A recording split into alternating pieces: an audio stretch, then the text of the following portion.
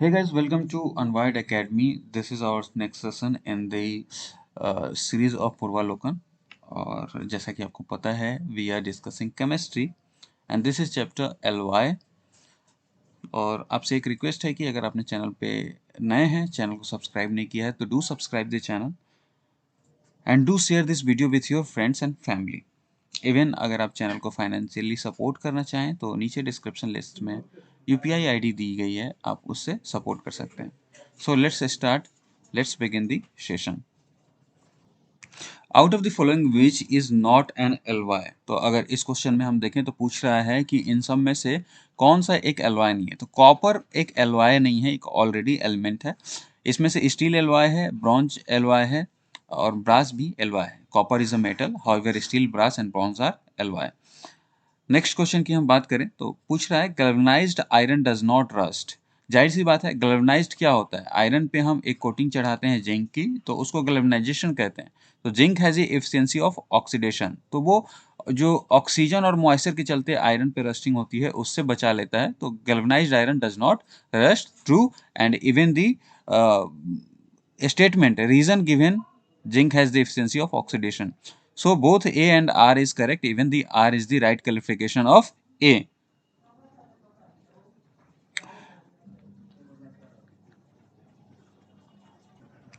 Let's discuss इस detail की क्या होता है भाई। galvanization is a process of applying protective zinc coating on steel और iron to prevent them from rusting। यही हम लोगों ने बात की थी कि एक कोटिंग चढ़ाई जाती है आयरन या स्टील पे। The zinc form a barrier between atmospheric oxygen and underlying iron or steel. It does this by transferring electron and oxidizing more quickly than iron.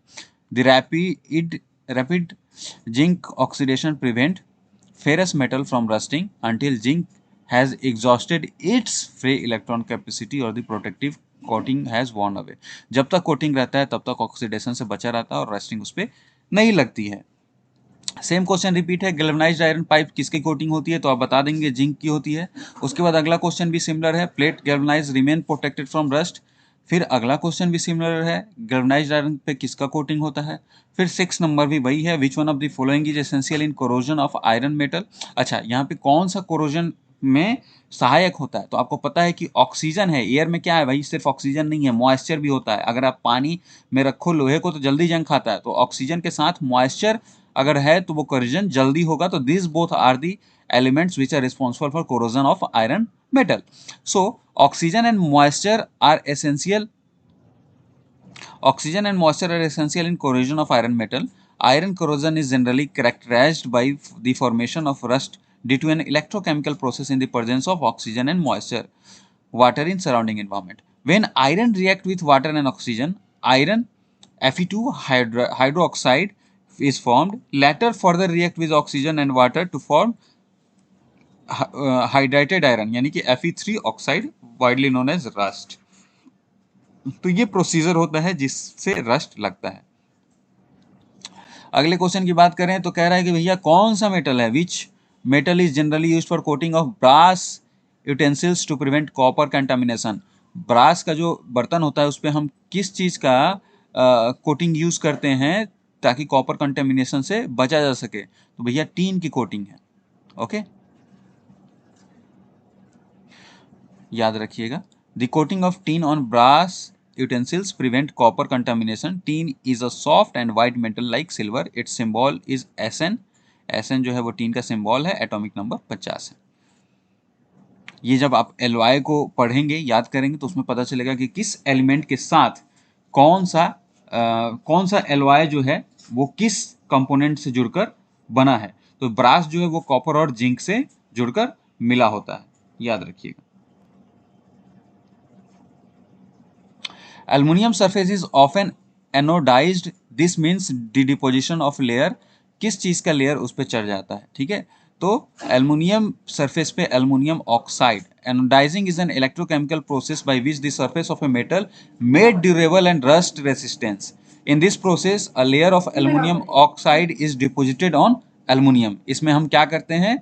Aluminium oxide का परत चढ़ाते हैं एल्युमिनियम पे। Alloy of which metal is used to make aeroplane and part of compartment of the train? अभी बंद कर दीजिए, अभी आपका मामला तो नहीं है। एल्युमिनियम। एल्युमिनियम सबसे लाइट होता है, लो डेंसिटी होता है, स्ट्रेंथ एल्युमिनियम का आइडियली ज़्यादा होता है, इसीलिए we use aluminium to make the compartment of train and aeroplane.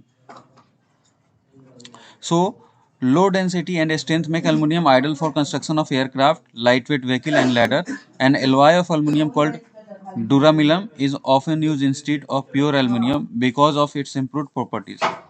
Its shaping of corrosion resistance make aluminum a good material of drinking cans and roofing material. क्योंकि aluminium का low density और strength ज़्यादा होता है तो lighter element होता है, इसीलिए हम यूज़ करते हैं एल्युमिनियम के एलॉय को. Mercury metal is a mixture of, तो मरकरी मेटल जो है वो मरकरी मिक्स्ड एलॉय का मिक्सचर होता है. और जनरली में मरकरी के साथ अगर किसी चीज़ को मिला करके हम बनाते हैं तो उसको एमलगम कहते हैं. तो an amalgam is a substance formed by the reaction of mercury with another metal. तो मरकरी का किसी मेटल के साथ अगर रिएक्शन होकर कोई सब्सटेंस बनता है तो उसको एमलगम कहते हैं. Almost all metal can form amalgam with mercury except iron. सिर्फ आयरन के अलावा जितने भी मेटल्स हैं वो मरकरी के साथ अमलगम बनाएंगे. So next question is which one of the following metal does not form amalgam. तो देखिए भैया, आपको पता है सिंपली कि आयरन एक ऐसा है, अभी हम लोगों ने पढ़ा था कि वो मरकरी के साथ एमलगम नहीं बनाता है, बाकी जितने हैं सब बनाते हैं. तो आयरन इसका आंसर हो जाएगा. अगला क्वेश्चन है which one of the following alloy is called an amalgam. तो मरकरी के साथ जो भी मिलेगा उसको हम कहेंगे तो मरकरी और जिंक हो जाएगा. An amalgam is a substance formed by the reaction of mercury with another metal. अगला क्वेश्चन है solder used in soldering metal pieces is an alloy of. तो सोल्डर जो है वो एलॉय होता है टीन और लीड का, जिसमें लीड का जो कंपोजिशन होता है वो सबसे ज़्यादा होता है और टीन जो है वो कम होता है. तो कॉमन कंपोजिशन की बारे में बात करें तो सोल्डर के कॉमन कंपोजिशन में 32% टीन होता है, 68% लीड होता है. This combination has a low melting point and is used for soldering component that are sensitive to heat. अब देखिए बात करते हैं bronze is an alloy of. तो ब्रॉन्ज की जब भी हम बात करेंगे तो ये कॉपर और टीन का एलॉय होता है ब्रॉन्ज.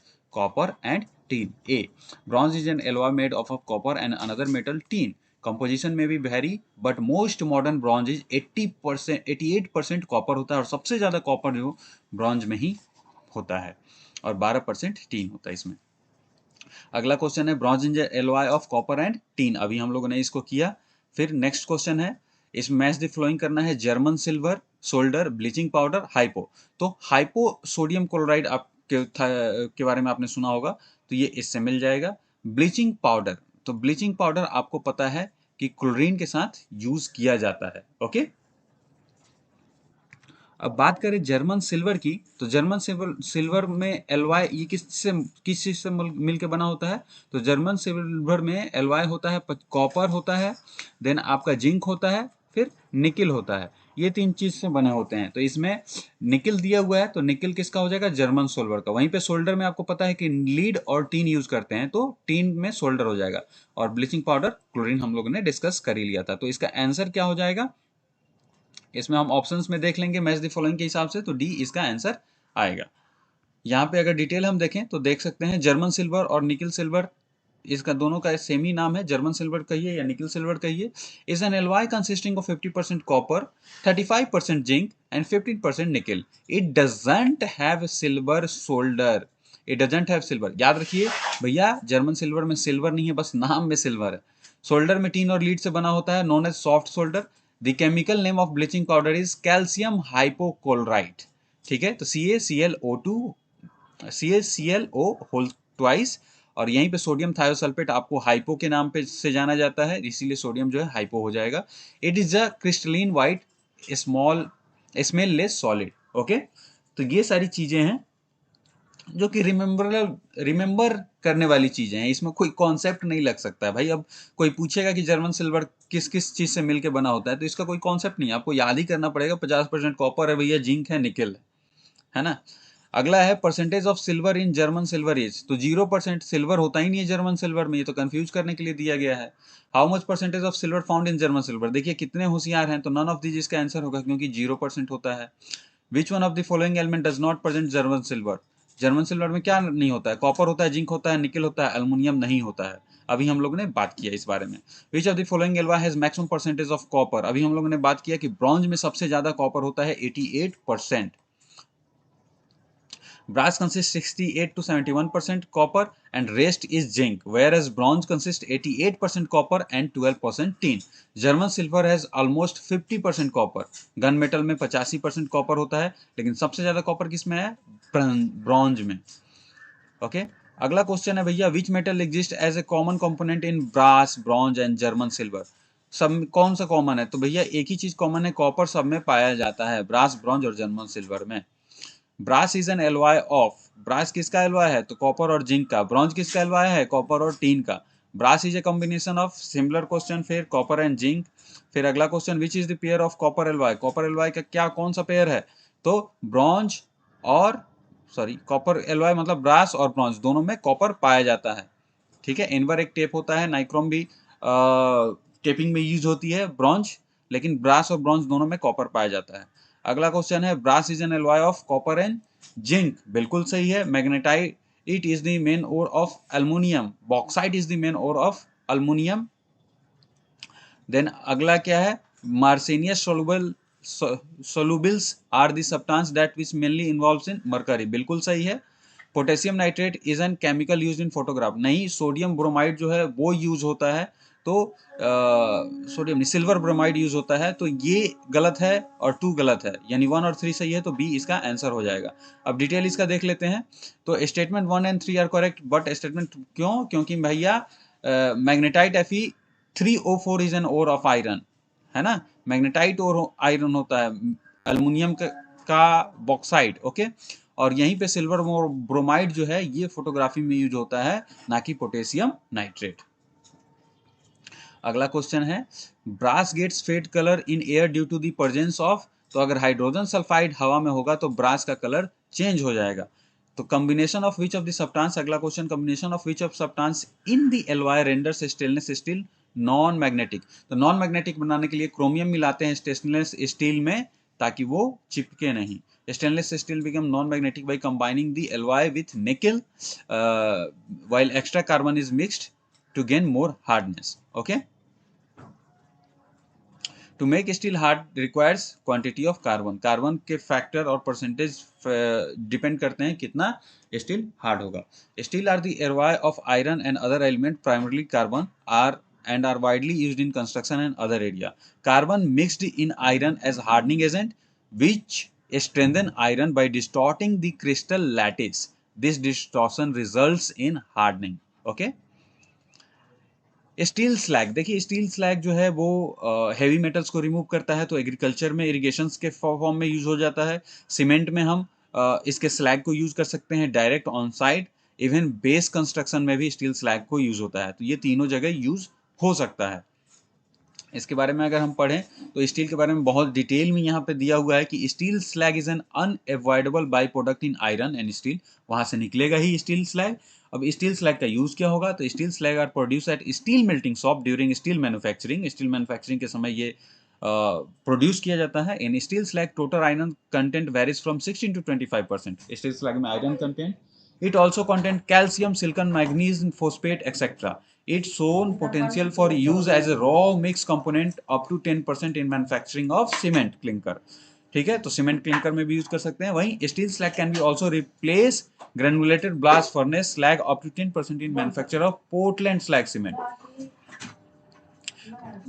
वहीं पे physical characteristics are similar to air cooled iron slag and hence it is suitable for used in ready mixed concrete. अगर कंक्रीट है तो डायरेक्ट वहां पे यूज कर सकते हैं। ठीक है, then road basis and similar application in construction, steel slag has found so suitable for use in the ready mix concrete. याद रखिएगा क्या होता है, फिजिकल कैरेक्टरिस्टिक्स किसका, जो स्टील स्लैग है वो सिमिलर होता है एयर कूल्ड आयरन स्लैग के, और hence it is suitable for ready mix concrete product, road bases and similar application in construction. Steel slag has found use as barrier material for remedy for waste site. अब कहीं पे waste site है तो उसके लिए as a barrier भी काम करता है कि हेवी मेटल्स को ये रिमूव करता है सराउंडिंग इन्वायरमेंट से, तो ये इरिगेशन में भी यूज किया जा सकता है। यही सारी चीजें यहाँ पे स्टील स्लैग के बारे में दी गई हैं। आप चाहें तो उसको रीड आउट भी कर सकते हैं, जैसे कि steel slag forces the heavy metals to drop out of solution in water run off because its high oxide mineral content. It has been used successfully to treat acidic water को भी treat करने के लिए steel slag को use किया जा सकता है। Discharge from abandoned mines, steel slag can be use to treat acidic soil, जो सॉइल एसिडिक है उसको भी ट्रीट करने के लिए यूज किया जा सकता है। According to the ministry of steel, that use steel slag may be one of the most green solution that may be avoided to accumulate large waste in steel plant, okay, as well as help in the treatment of soil for improving crop productivity at low cost।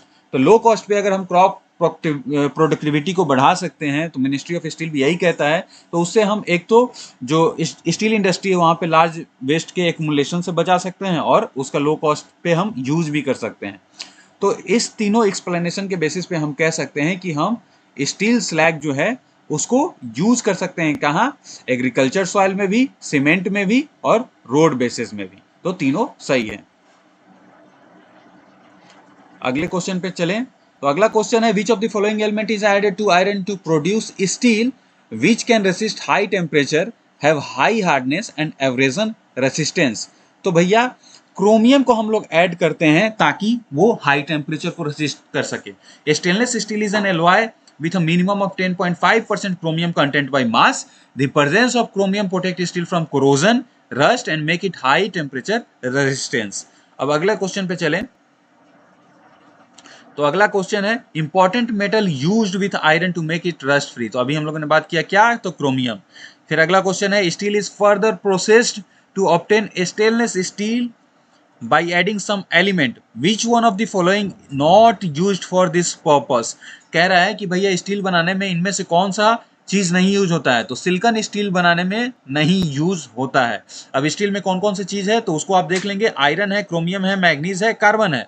Carbon सबसे कम percentage में steel में use किया जाता है, iron 89.4%, chromium 10%, manganese 0.35% और वहीं पे carbon 0.25% use किया जाता है। अब बात करें अगले क्वेश्चन की, तो इसमें हमने क्या डिस्कस किया कि silicon is not the constituent of stainless steel while few quantity of nickel is also added as a constituent element in stainless steel। अब अगला क्वेश्चन है the important metal used with iron produced stainless steel is। तो अभी हम लोगों ने इसके बारे में पीछे क्वेश्चन में डिस्कस किया कि क्रोमियम को यूज करते हैं आयरन के साथ, 10% क्रोमियम होता है स्टेनलेस स्टील बनाने में, 89% आयरन। अब यहां पे फिर क्वेश्चन आ रहा है stainless steel is an alloy in which of the following added along iron is, फिर से क्रोमियम। फिर अगला क्वेश्चन है which of the following element are included in stainless steel, इनमें से कौन कौन सा एलिमेंट स्टेनलेस स्टील में यूज होता है, तो भैया आयरन होता है, क्रोमियम होता है, मैग्नीज होता है, कार्बन होता है, तो सी विल बी द आंसर। अभी हम लोगों ने इसके बारे में डिस्कस किया था with detail of the percentage added in steel. वहीं पे अगला क्वेश्चन है what is mixed with iron to make stainless steel, तो स्टेनलेस स्टील बनाने के लिए कौन सा हम लोग यूज करते हैं, तो देखिए क्रोमियम और निकल यूज करते हैं, जिंक और टीन यूज करते हैं, नहीं टीन होता ही नहीं है उसमें, टीन होता ही नहीं है, कॉपर होता ही नहीं है, okay.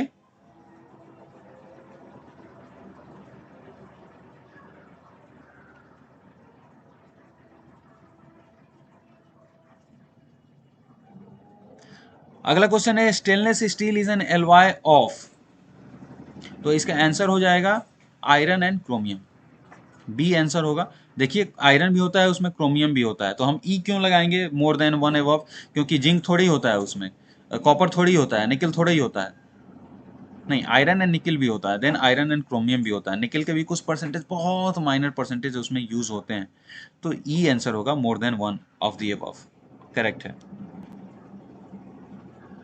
How much carbon does contain in steel, तो देखिए 0.122% बहुत हो गया, एक्चुअली में इससे भी लेस ही अमाउंट में होता है। In case of rusting the weight of iron बढ़ जाता है, भैया आयरन का वेट बढ़ जाएगा क्योंकि उस पे ऑक्साइड जो रस्ट है वो आ जाता है, due to rust the weight of iron increases as iron is converted into iron oxide after chemical reaction with oxygen in the presence of humidity. अगला क्वेश्चन है consider this statement and choose the right answer from the given code. Normally it has been seen that iron goods covered with brown powder called rust when they are unsheltered in atmosphere. जाहिर सी बात है कि वो rust होते हैं, oxide बना लेते हैं। रस्ट और brown powder is the result of deposit of tannin. नहीं, ये टैनिन नहीं है भैया, टैनिन उस पर थोड़े डिपोजिट होता है, वो तो आयरन ऑक्साइड है ना। तो पहला तो सही है भैया, दूसरा गलत है। देखिए, क्योंकि दिया ही हुआ है कि wrong because rust is iron oxide not tannin. Usually red oxide formed by redox reaction of iron and oxygen in the presence of water or air moisture. Tannin क्या है? टैनिन तो pale yellow to light brown substance है जो कि plant से निकलता है and used chiefly in tanning leather, dyeing fabric, making ink and in various medical applications we use tanning product and it is secreted from plant. So guys, this is finally completed, this session is finally completed. I hope you have enjoyed this session. और आने वाले exam में आपको बहुत सारे questions इस session से देखने को मिल सकते हैं।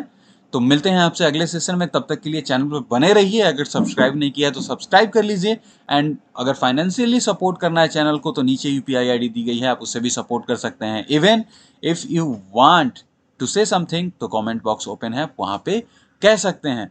तो मिलते हैं अगले वीडियो में, तब तक के लिए टेक केयर, बाय बाय।